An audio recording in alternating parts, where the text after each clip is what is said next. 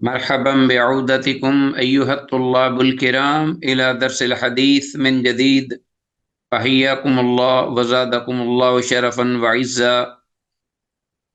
وداعين الله جل جلاله أن يبارك لنا في هذه العلوم وأن يسهل علينا هذه الدروس. رب يسر ولا تيسر وأتمم بالخير، رب سهل ويسر ولا تيسر علينا يا ميسر كل عسير. اللهم إنا نسألك علما نافعا وعملا متقبلا ورزقا طيبا. اللهم إنا نعوذ بك من علم لا ينفعنا، اللهم انفعنا بما علمتنا وعلمنا ما ينفعنا وزدنا علما. عزیز طلبہ، بحمد اللہ تعالی وبعونہ جل وعلا، مشکات المصابیح کے سلسلہ دروس کا یہ ایپیسوڈ نمبر 12 یعنی 12واں سبق ہے آپ کے سامنے، اور حسب معمول احادیث کے ترجمہ پر فوکس رکھتے ہوئے ہم انشاءاللہ قبل وضاحت الفاظ و عبارات کی قدر وضاحت بھی کریں گے، اور ضرورت پڑنے پر حدیث کی اسنادی حیثیت کی نشاندہی بھی کی جائے گی۔ وما توفیقنا الا باللہ۔ آتے ہیں آج کے سبق کے حوالے سے کتاب سے براہ راست احادیث کی نصوص کی جانب، اور دیکھتے ہیں کہ کتاب القصاص اور پھر اس کے ساتھ مرتدوں اور فساد پھیلانے والوں کو قتل کرنے کے ضمن میں جو شرعی احکامات ہیں، جو احادیث ہماری رہنمائی کرتی ہیں، اس سلسلے میں الفصل الثانی دوسری فصل ہے۔ پہلی حدیث 3540 میں آپ سے شیئر کیے دیتا ہوں۔ 3540 پہلی حدیث، عن عمران بن حسین رضی اللہ تعالی عنہ، سیدنا عمران بن حسین رضی اللہ تعالیٰ عنہ سے یہ روایت ہے، قال، وہ کہتے ہیں، کان رسول اللہ صلی اللہ علیہ وسلم، اللہ کے رسول صلی اللہ علیہ وسلم، یحثنا، کہ ہمیں ابارا کرتے، انگیخت دلایا کرتے، ہمیں ترغیب دیا کرتے تھے، علی الصدقۃ، صدقہ دینے پر، وینہانا عن المثلۃ، اور اسی طرح آپ صلی اللہ علیہ وسلم ہمیں مثلا کرنے سے بھی منع کیا کرتے تھے، روکتے تھے۔ ابو داود، اسے امام ابو داود نے روایت کیا ہے۔ تو حدیث میں دو چیزوں کا ذکر ہے، ایک میں ترغیب اور ایک سے آپ نے منع فرمایا، روکا۔ تو 3540 حدیث، سب سے پہلے اس کی جو شرعی اسنادی حیثیت اور سلسلے میں بعض اہل تحقیق، اہل علم نے کہا ہے کہ اس حدیث کی سند جید ہے، کا مطلب ایکسیپٹیبل ہے، صحیح ہے، جبکہ بعض دیگر اہل علم کی تحقیق یہ ہے کہ سند میں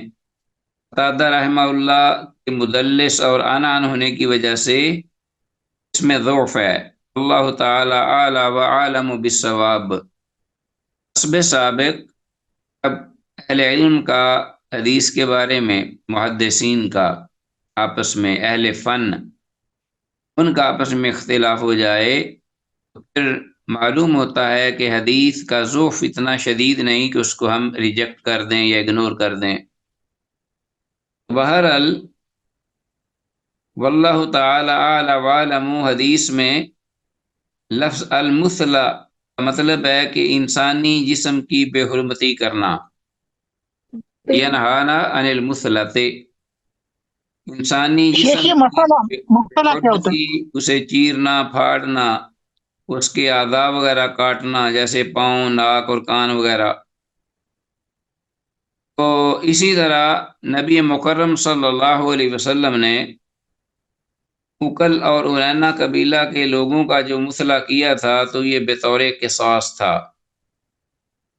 تو یہ انشاءاللہ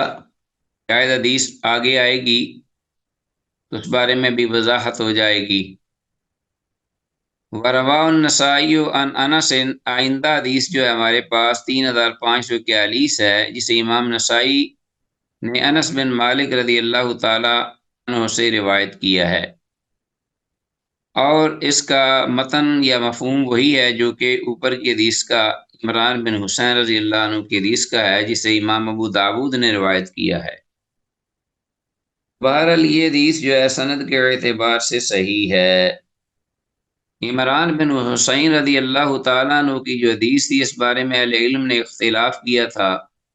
جبکہ اس روایت کے بارے میں امام نسائی رحمہ اللہ نے جو روایت کی ہے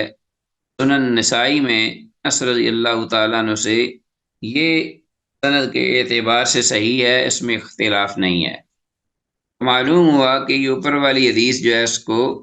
اس کی توثیق تائید اس حدیث سے بھی ہو گئی جو صحیح ہے۔ آگے ہمارے پاس ہے حدیث 3542،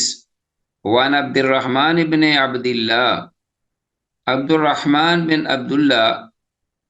عن ابی ہے، وہ اپنے باپ یعنی عبداللہ سے، مطلب عبد الرحمن اپنے باپ عبداللہ سے روایت کرتے ہیں، قال کہ ان کے باپ والد محترم نے یہ کہا، انا مع رسول اللہ صلی اللہ علیہ وسلم،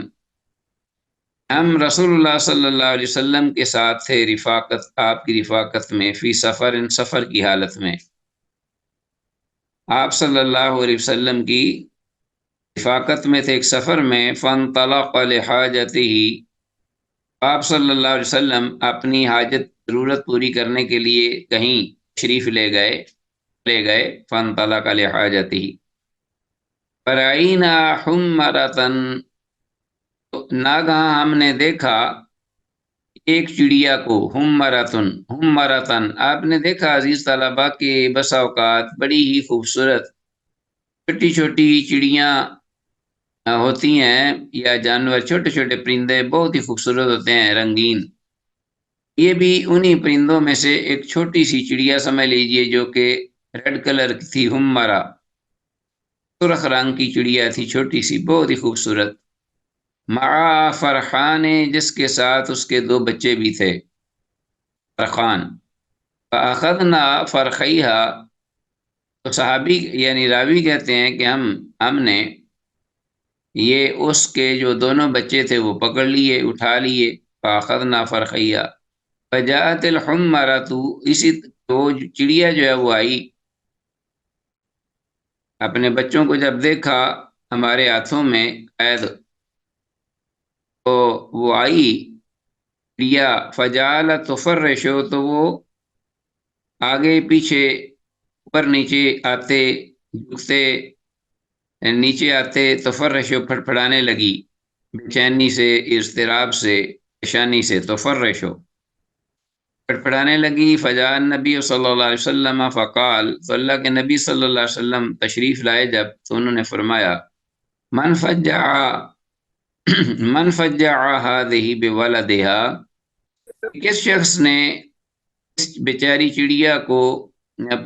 تکلیف دی ہے اس کے بچوں کی وجہ سے، بولدها، ہاں جی، ردو ولدها الیہا، لوٹا دو اس کے بچے اس کی جانب، یعنی جو اس کے بچے ہیں اسے واپس کر دو، ورا قریۃ نمل، اور اسی طرح آپ صلی اللہ علیہ وسلم نے دیکھا ایک چونٹیوں کی بستی کو، بستی سے مراد ہے یا جہاں سوراخ ہوتے ہیں چونٹیوں کے، اور بہت ساری چونٹیاں اکٹھی ایک ہی جگہ پہ چل پھر رہی ہوتی ہیں، حرقناہا، حقیق ہم نے اس بستی کو جلا دیا تھا، قد حرقناہا، آپ نے دیکھا، ورآ قریۃ نمل قد حرقناہا، اور آپ نے دیکھا چونٹیوں کی ایک بستی کو جسے کہ تحقیق ہم نے جلا دیا تھا، قال، آپ نے فرمایا، من حرق ہذہ، کس شخص نے اس کو جلایا ہے، اس بستی کو ان چونٹیوں سمیت، فقلنا، تو ہم نے کہا، نحن، ہم نے، قال، آپ نے فرمایا، انہو، بے شک شان یہ ہے کہ لا ینبغی ان یعذب بالنار الا رب النار، نہیں ہے لائق کسی کے لیے بھی کہ وہ عذاب دے آگ کا، الا رب النار، سوائے آگ کے پروردگار یا خالق حقیقی کے، خالق حقیقی آگ کے حقیقی پروردگار کے سوا کسی کے لیے یہ لائق نہیں کہ وہ کسی کو آگ کا عذاب دے۔ رواہ ابو داود، اس امام ابو داود نے روایت کیا اس حدیث کو۔ اس حدیث کی بھی عزیز طلباء جو اسناد ہے وہ حسن یعنی صحیح ہے۔ حدیث میں مذکور لفظ حمرتن کو انڈر لائن کیجئے، پوچھا جا سکتا ہے اس کا مطلب سرخ رنگ کی چھوٹی سی چڑیا۔ حدیث کے الفاظ اسی طرح فجعلت تفرشو، ان کو بھی انڈر لائن کیجئے، کا مطلب ہے کہ وہ بے چین چڑیا بے چینی سے پریشانی سے پھڑپھڑانے لگی۔ تو عزیز طلباء اس حدیث میں چونٹی بستی کو جو کہ صحابہ نے غالباً اس لیے اس کو جلا دیا کہ وہ چونٹیاں تکلیف دینے والی ہوں گی، کاٹنے والی، تو جو چونٹی کاٹے یا کوئی نقصان کرے تو صرف اسے ہی مارنا چاہیے، ساری چونٹیوں کی بستی کو ختم نہیں کرنا چاہیے۔ حدیث میں پرندوں اور جانوروں پر بھی رحم کرنے کا جو حکم ہے وہ واضح اور کلیئر ہے کہ یہ ضروری یعنی واجب کی حد تک ہے، اگر انسان اس پر عمل نہ کرے تو وہ گناہ گار ہوگا۔ حدیث 3500، 3000، ہاں 3543 حدیث آ گئی آگے۔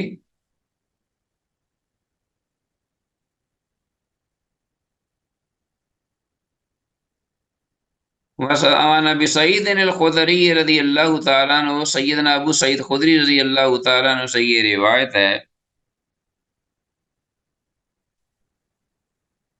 وانس بن مالک، اور سیدنا انس بن مالک رضی اللہ عنہ سے بھی، یہ دونوں جلیل القدر صحابی اس حدیث کو روایت کرتے ہیں، ابو سعید خدری اور انس بن مالک رضی اللہ تعالی عنہما، ہر رسول اللہ صلی اللہ علیہ وسلم، وہ اللہ کے رسول صلی اللہ علیہ وسلم سے یہ روایت کرتے ہیں، قال، آپ نے فرمایا، یکون فی امتی اختلاف، ان قریب میری امت میں اختلاف ہوگا، یعنی فرقتن، اور افتراق و انتشار بھی ہوگا۔ فرقہ، اختلاف اور فرقہ، فرقہ فرقہ ہونا، اختلاف ایک دوسرے کا مخالف ہونا، تو دو گروہوں میں بٹ جائے گی امت۔ قوم یحسنون القیل،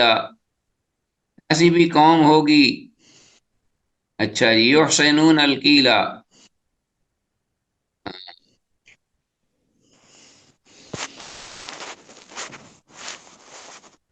یحسنون القیل، جو کہ کہنے کو تو بہت اچھی باتیں کرے گا، یحسنون القیل ویسیئون الفعل، جبکہ اس کے جو اعمال ہوں گے وہ بدترین اعمال ہوں گے۔ تو زبان سے کچھ کہیں گے، بڑے ہی نیکوکار اور بہت ہی اپنا راست باز محسوس ہوں گے، لیکن عملاً ویسیئون الفعل، بہت ہی برے کاموں کا ارتکاب کریں گے، بہت برے کام کرے گا وہ جو ہے گروہ ایک۔ اور وہ یقرؤون القرآن، ایسے وہ قرآن کو پڑھیں گے، لا یجاوز تراقیہم، کہ جو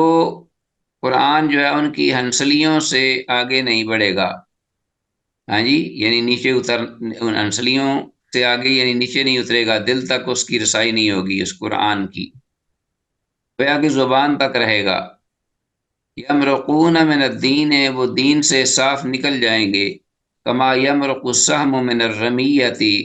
جس طرح کہ نکل جایا کرتا ہے تیر اپنے ہدف سے، رمیہ ٹارگٹ سے یعنی شکار سے۔ لا یرجعون، وہ نہیں لوٹیں گے، ہاں جی، اللہ اکبر، نہیں وہ پلٹیں گے، نہیں آئیں گے، لوٹیں گے، حتی یرتد السہم علی فوقہ، یہاں تک کہ جو تیر ہے وہ واپس لوٹ آئے اپنی تانت پر، ہاں جی، وہ جو کمان ہوتی ہے نا، کمان میں ایک ڈوری سی بندھی ہوتی ہے جس پر رکھ کر جو شکاری یا تیر انداز ہے وہ تیر مارتا ہے، تیر کا پر جو ہے اس پر ٹکا کر اس تاند پر، جہاں سے وہ تیر کو چھوڑتا ہے دبا کر اپنی ہاتھ سے، تو وہ جب تک کہ وہ تیر واپس اپنی تانت پر نہیں آ جاتا، یہ لوگ بھی واپس نہیں پلٹ سکتے یا نہیں آ سکتے دین کی جانب۔ تو چونکہ اس تیر کا واپس آنا محال ہے، لا یمکن یعنی امپاسبل ہے، تو ایسے لوگ جو ہیں وہ بھی دین کی طرف نہیں آئیں گے، نہ آ سکتے ہیں۔ ہم شر الخلق والخلیقۃ، یہ مخلوقات میں سے بدترین ہوں گے خلق اور خلیقہ کے اعتبار سے، یعنی مراد یہ ہے کہ ان کی جو عادات ہوں وہ بھی انتہائی بری، اور جو ان کی خلقت ہوگی وہ بھی انتہائی بدنما اور بدصورت۔ شر الخلق والخلیقۃ، وہ ان کی اپنی عادات کی وجہ سے اور زیادہ وہ نحوست زدہ ہوں گے، اور ان کی جو برائی اور ان کی جو بدصورتی ہے وہ یہاں ہو جائے گی۔ اچھا جی، ہم شر الخلق والخلیقۃ،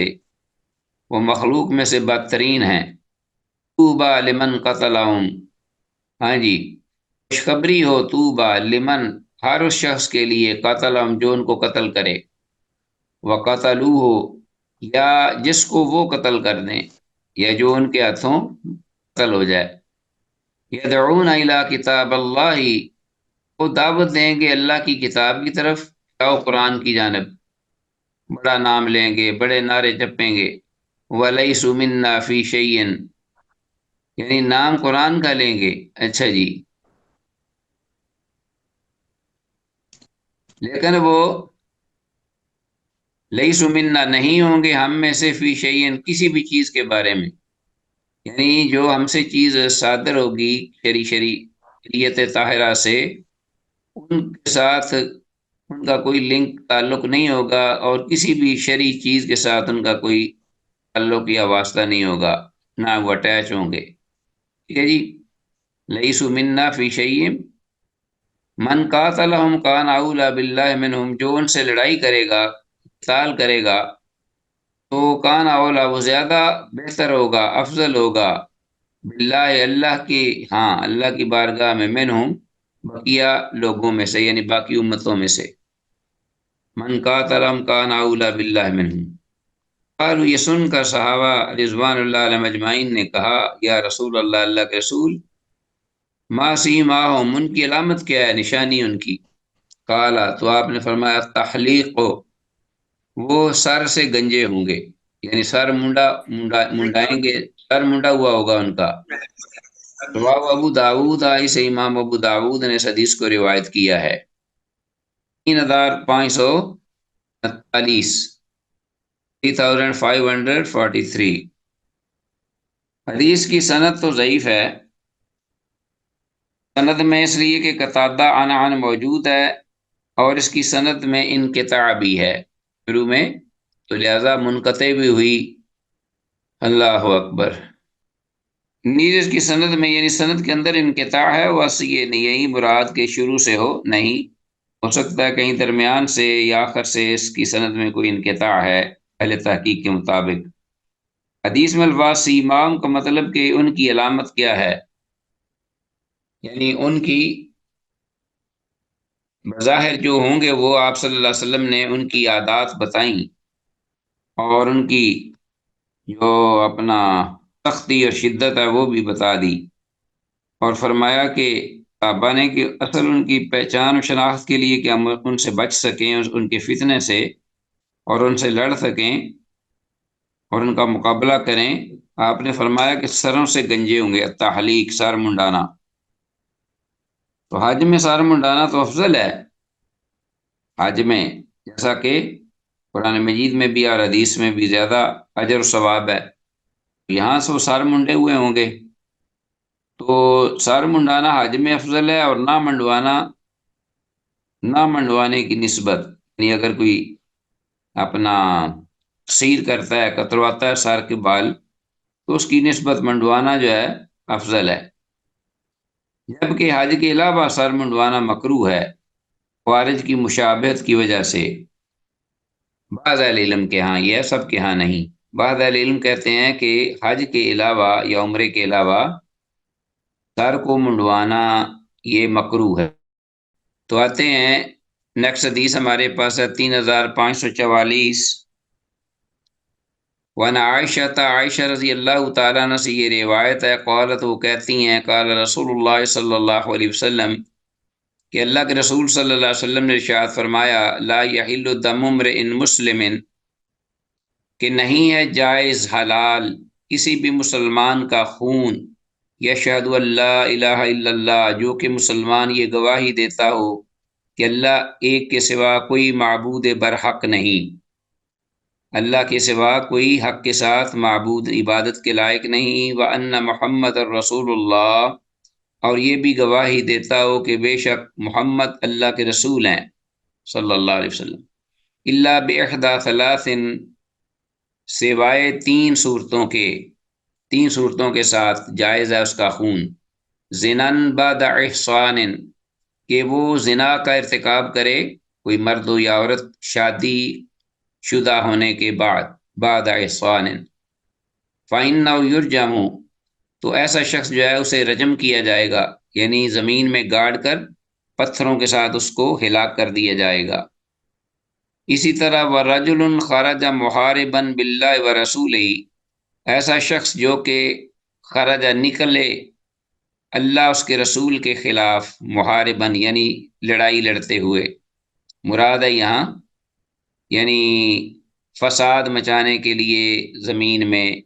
سرکشی اور بغاوت کرتے ہوئے، محارباً باللہ ورسولہ مراد ہے ڈکیتی، فساد، چوری، قتل و غارت، خوف و راس پھیلانا، اس طرح کا لوگوں کی عزتیں لوٹنا، خرج محارباً للہ ورسولہ فإنہ یقتل تو بے شک شان یہ ہے کہ ایسا شخص جو ہے یقتل قتل کیا جائے گا، او یصلب یا اسے سولی دے دی جائے گی، او ینفع من الارض یا پھر یہ وہ زمین سے یعنی وطن سے جلا وطن کیا جائے گا، ٹھیک ہے جی۔ او یقتل نفسا فیقتل بہا او یقتل نفسا یا یہ کہ وہ کوئی شخص قتل کرے کسی شخص کو تو اس شخص کے قصاص میں اس کو قتل کیا جائے گا، تو یہ تین صورتیں ہیں۔ رواہ ابو داود اسے امام ابو داود نے روایت کیا ہے، تو یہ حدیث 3544 حدیث سند کے اعتبار سے صحیح ہے، اور حدیث میں الفاظ احسان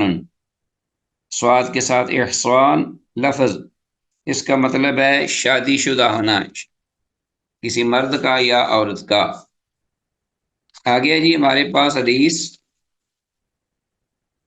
3545 وعن ابن ابی لیلہ، ابن ابی لیلہ بیان کرتے ہیں رحمہ اللہ قال حدثنا اصحاب محمد کمیں محمد صلی اللہ علیہ وسلم کے صحابہ کرام رضوان اللہ علیہ مجمعین نے حدیث بیان کی، اصحاب محمد یہاں نام نہیں لیا، صرف اصحاب محمد کہا، کہ انہم کانوا یسیرون مع رسول اللہ کہ وہ رسول اللہ صلی اللہ علیہ وسلم کے ساتھ محو سفر تھے، اللہ کے رسول کی رفاقت میں وہ رات کو سفر کر رہے تھے، چلے جا رہے تھے، فنام رجل منہم تو ان میں سے ایک صاحب جو ہیں انہیں نیند آ گئی، وہ سو گئے، فانطلق بعضهم الى حبل معه تو رسول اللہ صلی اللہ علیہ وسلم کے ساتھ صحابہ محو سفر تھے، چلے جا رہے تھے، فنام رجل منہم تو راستے میں ایک صاحب ان میں سے وہ سو گئے، انہیں نیند آ گئی، فانطلق بعضهم الى حبل معه تو ان صحابہ بقیہ جو ساتھی تھے ان میں سے ایک صاحب جو ہیں وہ اپنے ساتھ کوئی رسی لے کر ان کی جانب چلے، ان کی جانب بڑھے رسی لے کر اپنے ساتھ، فانطلق بعضهم الى حبل معه فاخذه تو اس رسی سے انہوں نے ان کو پکڑ لیا یا باندھ دیا، ففزع تو اس پر وہ ناگہانی اٹھے اور خوف زدہ ہو گئے کہ جب انہوں نے دیکھا کہ مجھے رسی انہوں نے ڈال دی، فقال رسول اللہ صلی اللہ علیہ وسلم تب اللہ کے رسول صلی اللہ علیہ وسلم نے ارشاد فرمایا لا یحل لمسلم کسی بھی مسلمان کے لیے یہ جائز نہیں، روا نہیں، ان یروع مسلما کہ وہ کسی مسلمان کو خوف زدہ کرے، انہیں اسے اس طرح ڈرائے، خوف دلائے۔ رواہ ابو داود، اسے امام ابو داود نے روایت کیا ہے اس حدیث کو۔ تو بعض کے اہل علم کے ہاں اس حدیث کی سند تو ضعیف ہے، جبکہ بعض دیگر اہل علم کہتے ہیں کہ یہ حسن درجہ کی حدیث بہرحال ہے، کہ یہ ضعیف نہیں ہے۔ واللہ اعلم عالم بالصواب، اہل علم میں اختلاف ہوا ہے اس کے صحیح یا ضعیف ہونے کے بارے میں۔ تو بہرحال حدیث کے جو مفہوم میں کسی کا اختلاف نہیں، جو اس میں بات ذکر کی گئی ہے، اور وہ یہی ہے کہ لا یحل لمسلم ان یروع مسلما، کہ کسی مسلمان کے لیے لائق نہیں کہ وہ کسی مسلمان کو ڈرائے یا خوف زدہ کرے۔ تو یہ بات درست نہیں ہے شریعت میں۔ بعض لوگ جو ہیں وہ ادرو مزاق کے، یا یہ اپریل فول آ رہا ہے، اس میں جناب جو کچھ ہوتا ہے شیطانی کھیل، اور اس کے جو آگے بھیانک انجام اور نتائج آتے ہیں، کئی لوگ حادثے کا شکار ہو جاتے ہیں، کئی جانوں سے ہاتھ دھو بیٹھتے ہیں۔ تو یہ بھی انتہائی جو ہے وہ ناجائز اور غلط یہ انداز ہے مسلمان کا کسی مسلمان کے بارے میں، کسی بھی انسان کے بارے میں یہ جائز اور درست نہیں ہے۔ 3546 حدیث ہے۔ وعن ابی الدرداء رضی اللہ تعالیٰ عنہ عن رسول اللہ صلی اللہ علیہ وسلم قال، سیدنا ابو درداء رضی اللہ عنہ سے یہ روایت ہے، وہ رسول اللہ صلی اللہ علیہ وسلم سے یہ روایت کرتے ہیں، قال آپ نے فرمایا، من اخذ ارضا بجزیتہا، جس شخص نے بھی ہڑپ کر لی، اخذ کھا یعنی ہتھیا لی، کسی بھی خراج والی زمین، کسی کی بھی خراج والی زمین جو ہے وہ کسی بھی شخص نے ہڑپ کر لی یا ہتھیا لی یا اپنے قبضے میں لے لی یا خرید لی۔ من اخذ ارضا بجزیتہا، جس شخص نے بھی لے لی یا خرید لی کوئی بھی خراج والی زمین، جس سے جو اپنا غیر مسلم وغیرہ ہیں وہ حکومت وقت جو اسلامی ریاست ہے اس کو خراج دیا کرتی ہے، ایسی زمین اگر کوئی مسلمان خرید لیتا ہے، فقد استقال ہجرتہ، تو گویا کہ اس نے اپنا استعفیٰ دے دیا اپنی ہجرت سے۔ کیا مطلب؟ یعنی اس نے اپنی ہجرت کو ختم کر دیا، اپنی ہجرت جو ہے اس نے اگر کی ہے اللہ کی راہ میں۔ اب اس حدیث میں تھے 3546 ابو درداء رضی اللہ تعالیٰ عنہ کی، وہ رسول اللہ صلی اللہ علیہ وسلم سے یہ حدیث روایت کرتے ہیں، قال آپ نے فرمایا، من اخذ ارضا بجزیتہا، جس شخص نے بھی خرید لی، لے لی کوئی زمین ایسی کہ جس سے جو کہ جزیہ والی یعنی خراج والی زمین، جسے جزیہ جو ہے وہ ادا کیا جاتا ہو، فقد استقال ہجرتہ، تو وہ شخص جو ہے اس نے گویا کہ اپنی ہجرت کا ثواب اجر جو ہے وہ ختم کر دیا۔ ومن نزع صغار کافر من عنقہ، اور جس کسی نے بھی من نزع اتار لی صغار کافر، کوئی صغار کافر من عنقہ، کسی بھی کافر کی گردن سے کوئی اپنا ذلت، رسوائی، پھٹکار، اس شخص نے بھی اتار لی کسی بھی شخص کے گردن سے ذلت اتار کر، جعلہ فی عنقہ، اور اس کو اس نے ڈال لیا اپنی گردن میں، قد ول الاسلام ظہرہ، گویا کہ اس نے اسلام، ول الاسلام ظہرہ، گویا کہ اس نے اسلام کی پشت کو واپس پھینک دیا، پس پشت ڈال دیا، فقد ول الاسلام ظہرہ، گویا کہ اس نے اسلام کو نقصان پہنچایا۔ جس نے ایسے مراد کئی مفہوم ہو سکتے ہیں کہ جس شخص نے کافر کی سی عادات اپنا لی، کافر کا طرز عمل اپنا لیا، کافروں کی جو عادات و خصائل، رسم و رواج یا جاہلیت کے سے وہ اپنا لیے، گویا کہ اس نے اپنے اسلام کو جو ہے وہ رسوا کیا، ذلیل کیا، اور کافروں کو عزت دی، گویا کہ کفر کے جو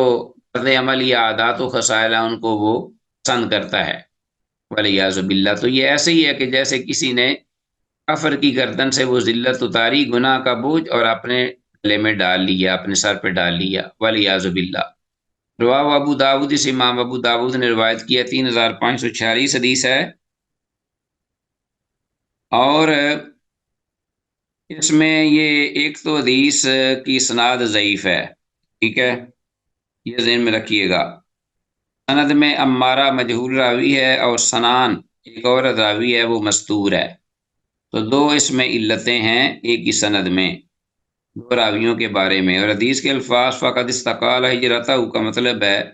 گویا شخص نے اپنی عزت یعنی ہجرت ختم کر ڈالی۔ حدیث کا مفہوم یہی ہے کہ جس شخص نے کسی ذمی کافر سے خراج والی زمین خریدی، اس کو بھی وہی خراج دینا پڑے گا جو ذمی پر اس کی زمین میں تھا، یہ بھی معنی ہے۔ ومن نازع صغار کافر من انہوں کی ہی، یہ بھی معنی ہے اس کا، یہ پہلے اس حدیث کے حصے کا یہ آگے مفہوم ذکر ہو گیا ہے، یا کہ وضاحت ہے۔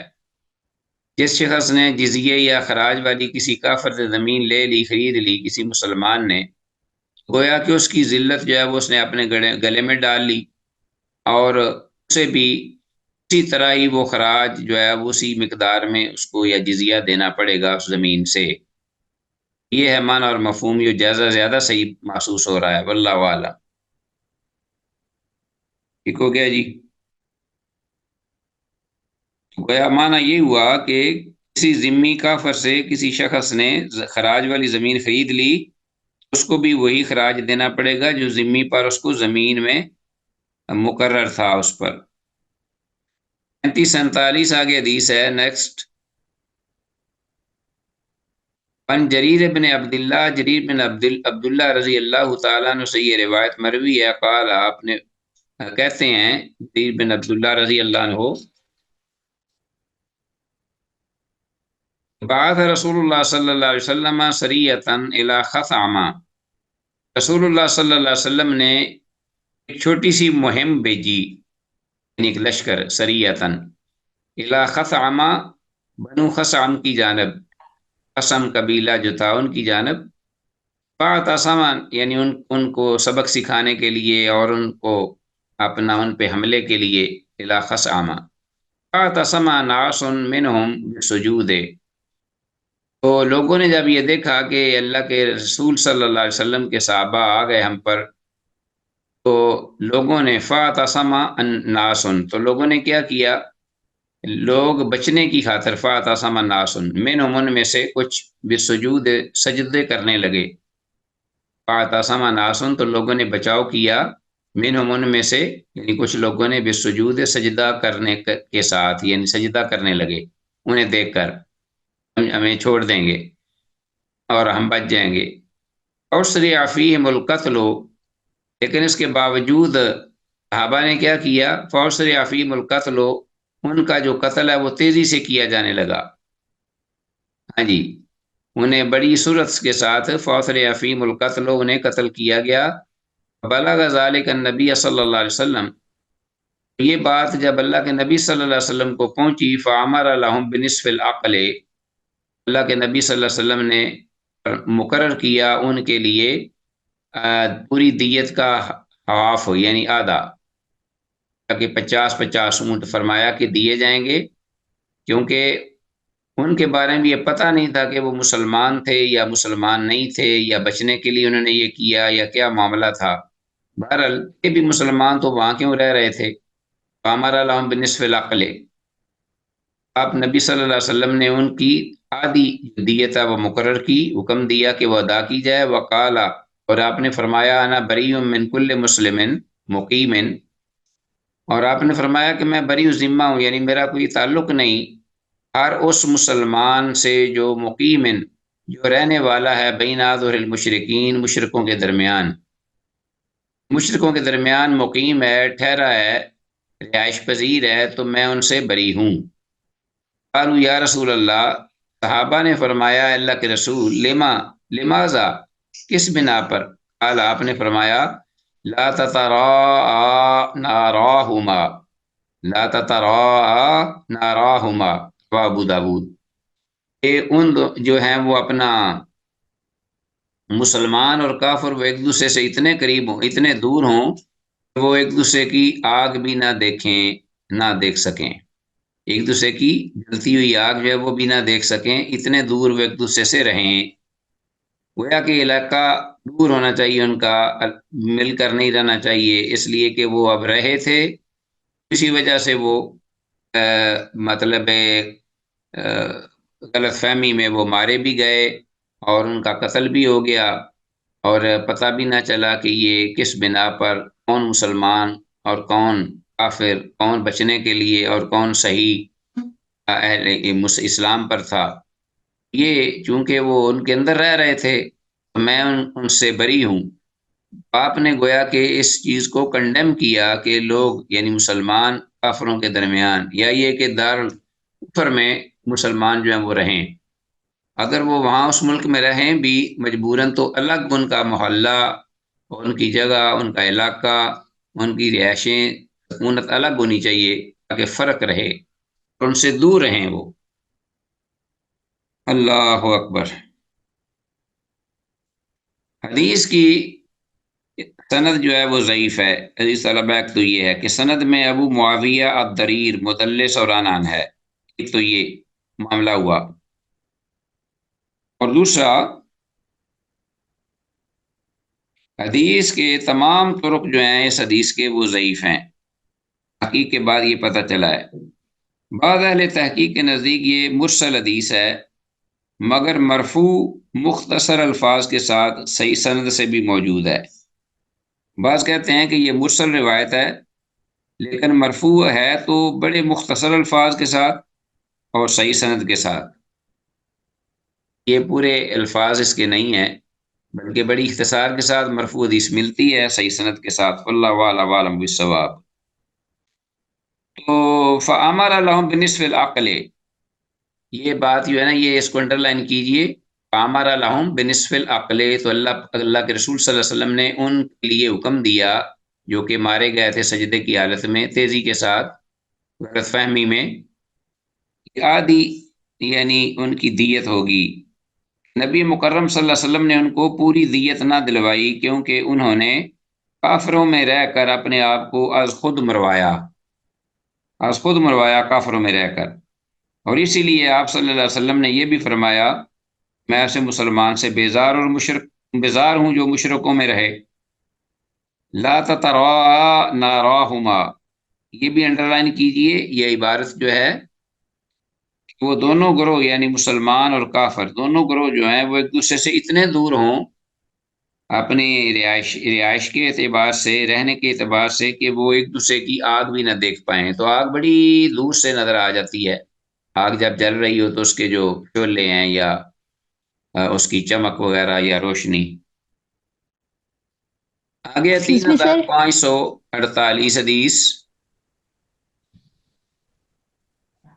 سر ایک سوال تھا اسی حدیث سے متعلق۔ جی جی فرماؤ، مرحباً۔ سر آپ نے کہا ہے کہ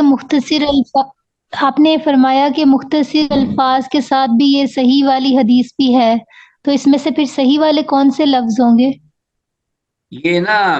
مختصر الفاظ میں مجموعی طور پر یہ الفاظ کے مفہوم میں وہ الفاظ ہیں، وہ مجھے اب دیکھنے پڑیں گے وہ کہاں ہیں، لیکن مجھے یہ یاد پڑتا ہے وہ یہ ہے کہ یہ الفاظ جو ہے نا میں نے کہیں لکھے بھی ہیں، پڑھے بھی ہیں، لا تتراء ناراہما، یہ الفاظ غالباً کہ ان کا رہنے کے اعتبار سے یہ فاصلہ ہونا چاہیے، اگر مجبوراً کسی ایک کنٹری میں رہ بھی رہے ہوں تو ان کے محلے علاقے دور ہونے چاہیے، ایک دوسرے کے اندر گڑ مٹ نہ ہوں۔ دیکھو نا اسرائیل میں مسلمان رہ رہے ہیں اس وقت، تو ان پر مصیبت آ پڑی ہے اس وجہ سے کہ بالکل بیٹھے بیٹھے وہ بیچارے اب ان پر یہ اس بارے میں جو کہ فلسطین میں ہو رہا ہے ان کے ساتھ، مسلمانوں کے ساتھ، اب ان کا جو بغض ہے، وہ نفرت ہے، وہ غصہ وہ ان لوگوں پر نکال رہے ہیں جو بیچارے وہاں بڑے عرصے سے ان کے ساتھ رہ رہے ہیں، یہودیوں کے ساتھ، تو یہ بھی نقصان ہو جاتا ہے۔ یا یہ ہے کہ اب دیکھو ہندوستان میں مسلمان ہیں بڑی تعداد میں، تو جب بھی کوئی انہیں غصہ آتا ہے تو فساد پھٹ پڑتے ہیں، اور وہ ہندو جو ہیں وہ اپنا حملہ آور ہو جاتے ہیں مسلمانوں پر، اور وہ ان کو آگ لگا دینا، مار دینا، ان کی مسجدیں منہدم کر دینا، یہ چیزیں ساری ہیں، نقصان تو ہوتا ہے نا۔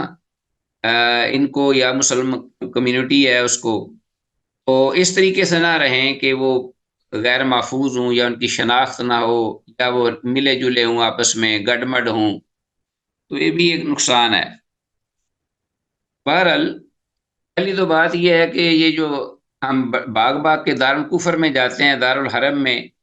اس کے بڑے احکام ہے تفصیلی، یہ بالکل جائز نہیں، الا یہ کہ کوئی بڑی پناہ ہو، مجبوری یا کوئی خاص کیس ہو جو کہ ایکسیپشنل ہو کیس۔ ہم نارمل حالات میں رہنا، آپ دیکھو آپ امریکہ میں جا کے رہتے ہیں لوگ اور بڑا فخر کرتے ہیں جو ہمارا تو، یا یورپ میں فلاں جو شخص ہے وہ امریکہ میں رہ رہا ہے، وہ وہاں چلا گیا ہے، ابھی لندن میں چلا گیا، یو کے میں، فلاں جرمنی میں، آسٹریلیا میں چلا گیا ہے، استغفر اللہ الیاذ باللہ، اور جا کر دیکھیے وہاں مسلمانوں کی حالت کیا ہے۔ تو تھوڑا بہت جو دین اور عقیدہ ہے وہ بھی برباد کر دیتے ہیں وہ۔ یہ دیکھنا پڑے گا اصل میں حقیقت میں کہ وہ الفاظ مختصر جو صحیح ہیں وہ کون سے ہیں۔ مجھے یہی یاد پڑتا ہے، واللہ اعلم بالصواب، یہ لا تتراء والے الفاظ ہیں۔ 38 3548، یہ وان ابی ہریرہ عن النبی صلی اللہ علیہ وسلم قال،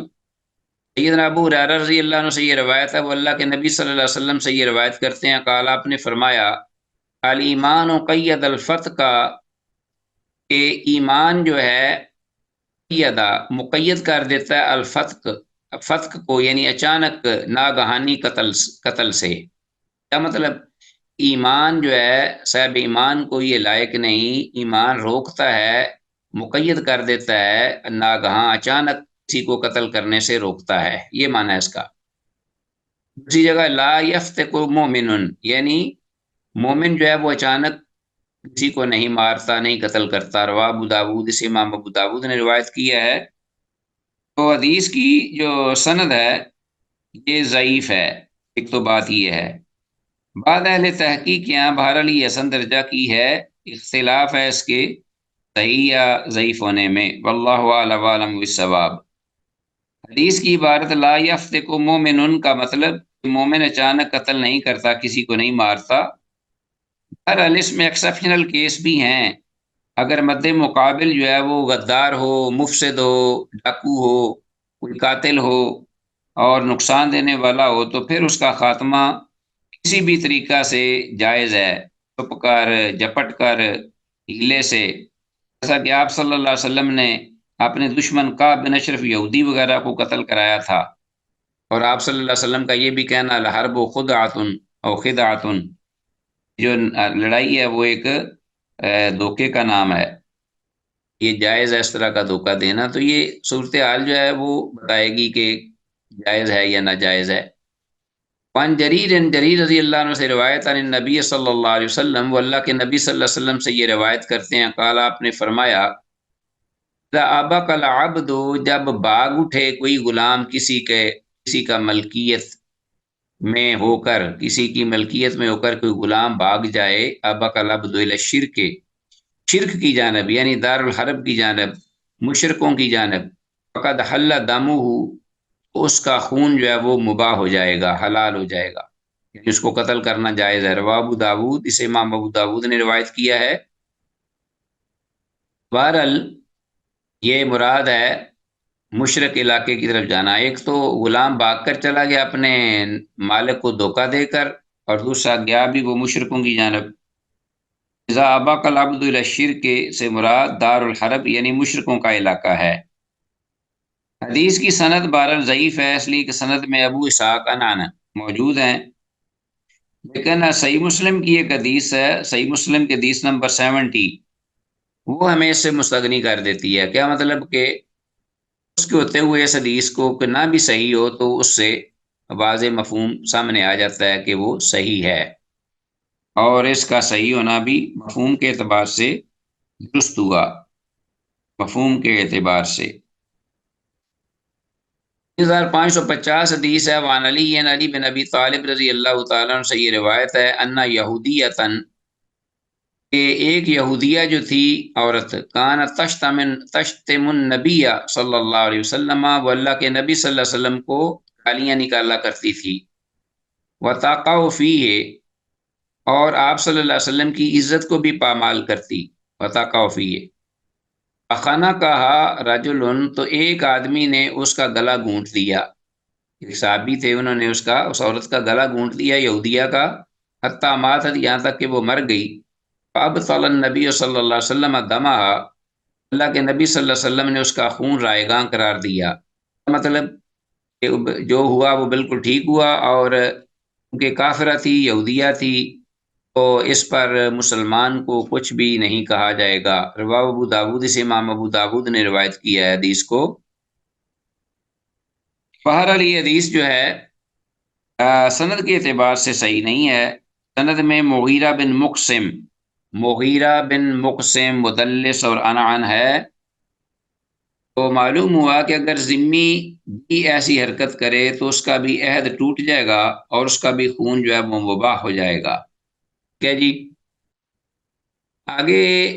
ایک حدیث ہے غالباً، اور ایک حدیث اور ہے، اس کی پڑھ لیں آج کے سبق کے حوالے سے. 3551، وان جندب رضی اللہ تعالیٰ عنہ سے یہ روایت ہے، قال، وہ کہتے ہیں، قال رسول اللہ صلی اللہ علیہ وسلم، اللہ کے رسول صلی اللہ علیہ وسلم نے ارشاد فرمایا، حد الساحر ضربۃ بالسیف، جادوگر کی حد جو ہے، یعنی سزا، حدن، حد کے طور پر، ضربۃ بالسیف، وہ تلوار کے ساتھ قتل کرنا ہے. رواه ترمذی، سے امام ترمذی نے روایت کیا. جی عزیز طلبہ، ہم یہ حدیث بیان کر رہے تھے، لاسٹ حدیث جندب رضی اللہ تعالیٰ عنہ سے کہتے ہیں، قال رسول اللہ صلی اللہ علیہ وسلم، کہ اللہ کے رسول صلی اللہ علیہ وسلم نے ارشاد فرمایا،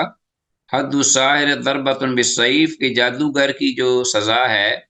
حد کے طور پر وہ تلوار سے مارنا ہے، قتل کر دینا. رواه ترمذی، سے امام ترمذی نے روایت کیا ہے. تو یہ حدیث تو ضعیف ہے، اس لیے کہ سند میں اسماعیل بن مسلم المکی ضعیف راوی ہے، اور حد الساحر ضربۃ بالسیف، اس عبارت کو انڈر لائن کیجئے، سے معلوم ہوا کہ جادوگر کو قتل کرنا جائز، یعنی قتل کر دینا چاہیے. وہ جادوگر جو کہ لوگوں کی عزتوں اور لوگوں کے دین کے ساتھ اور جان کے ساتھ کھیلتے ہیں. اسی طرح ام المومنین سیدہ حفصہ رضی اللہ تعالیٰ عنہ نے ایک لونڈی کو قتل کر دیا تھا جس نے ان پر خود جادو کیا تھا. یعنی اس لونڈی نے حضرت حفصہ رضی اللہ عنہ پر جادو کیا تو انہوں نے اسے قتل کرا دیا، حالانکہ وہ اس کے قتل سے پہلے وہ انہیں مدبر کر چکی تھی. مدبر یعنی مکاتبہ، جس کے ساتھ مالک جو ہے وہ عہد و پیمان کر لے کہ تو اپنی قسطیں ادا کر کے آزاد ہو سکتی ہے. اسی طرح تیسری فصل میں 3552 حدیث، وان اسامہ بن شریک، اسامہ بن شریک رضی اللہ تعالیٰ عنہ سے یہ روایت ہے، قال، وہ کہتے ہیں، قال رسول اللہ صلی اللہ علیہ وسلم، کہ اللہ کے رسول صلی اللہ علیہ وسلم نے ارشاد فرمایا، ایما رجل خرجا، جون سا آدمی بھی نکلے گا، یفرقو، یعنی جماعت سے نکلے گا، خروج کرے گا، امام کے خلاف خروج کرے گا، وقت کے سلطان کے خلاف، حاکم کے خلاف، امام کے خلاف، یفرقو بین امتی، اور اس طرح بھی کہ وہ میری امت کے درمیان تفرقہ کا موجب ہو، باعث ہو، وجہ ہو، تفرقہ بازی کا، گروہ بندی کا. فَاضْرِبُوا عُنُقَهُ، تو پھر اس کی گردن کو مار دو. اسے امام نسائی نے روایت کیا ہے، اور اس حدیث کی سند بھی حسن ہے. تو قتل کرنے کا طریقہ یہی ہے کہ پہلے اسے منع کرنا چاہیے، ایسے شخص کو جو ایسا نکلے، خروج کرے، فوراً نہیں مارنا چاہیے، کیونکہ وہ مسلمان ہے بہرحال، اور اس کے شبہات دور کرنے کی کوشش کرنی چاہیے، اس کو کنونس کیا جانا چاہیے، اور اس کو سمجھانا چاہیے. تو اس کے قتل سے پہلے تو پھر اگر نہ مانے، ضد پہ اڑا رہے اور اپنی ہٹ درمی پہ فساد اور فتنے اور بغاوت کا باعث بنے لوگوں کے درمیان، تو پھر اسے مار ڈالنا چاہیے. واللہ اعلم بالصواب، والسلام علیکم ورحمۃ اللہ وبرکاتہ.